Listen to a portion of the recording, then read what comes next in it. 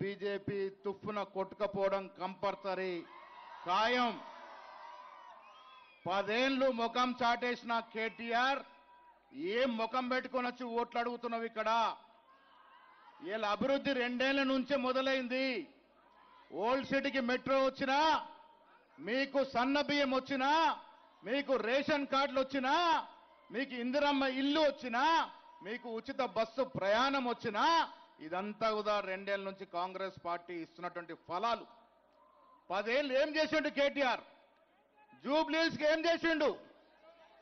15 ఏళ్ళు ఎమ్మెల్యే ఉన్న గోపీనాథ్ ఏం చేసిండు జూబ్లీహిల్స్కి? మరి పని చేయనోడు మనకు అవసరమా?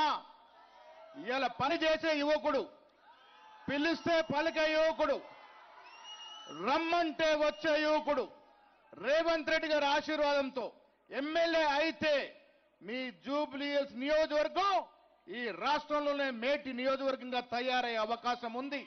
ఆ మాట కాంగ్రెస్ పార్టీ ఇస్తుంది. వల్ల బీద ప్రజలు ఎక్కువగా ఉన్న జూబ్లీహిల్స్ లో పేదలకు అండ ఉన్న కాంగ్రెస్ పార్టీ హస్తం గుర్తుకి 11న జరిగే ఎన్నికల్లో ఓటేసి నవీన్ యాదవ్ని గెలిపించుకుంటే రేవంత్ రెడ్డి గారు మీ నియోజకవర్గ ఎమ్మెల్యే అయినట్టే లెక్క.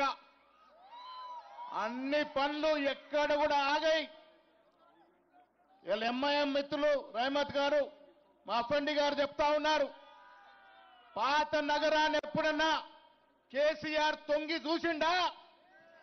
ఇలా మెట్రో వస్తుంది పాత నగరానికి, ఫ్లైఓవర్లు వస్తున్నాయి పాత నగరానికి. కాంగ్రెస్ పార్టీ సిద్ధాంతం పేద ప్రజల యొక్క సౌకర్యాలు. అందుకే మిత్రులారా, 11న జరిగే ఎన్నికల్లో నవీన్ యాదవ్కు ఓటేసి రేవంత్ రెడ్డి గారిని స్ట్రెంథన్ చేస్తే జూబ్లీహిల్స్ అన్ని విధాలుగా అభివృద్ధి చెందుతుందనే మాట చెప్తూ మీ అందరి నుంచి సెలవు తీసుకుంటా ఉన్నా. జై హింద్, జై కాంగ్రెస్.